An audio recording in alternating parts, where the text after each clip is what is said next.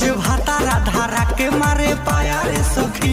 ए भौजी खाली पाया धरावता आना कुछ बाबा नया धरावता फाड़ देता नए हमर साया रे सखी। अरे सारे कैमरामैन देखा तड़े ए भौजी के भातार ए भौजी के साया फाड़ देता नए हमर साया रे सखी। ए तहारी बहन चोद ऊपर करा कि सर भैया खाली तहार साया फाड़ता ओकरा जगह ही कोई हमार कैमरामैन रहत है तो इशारा तहार साया के साथ साथ कछियो फाड़ देते। समझ रहे हो।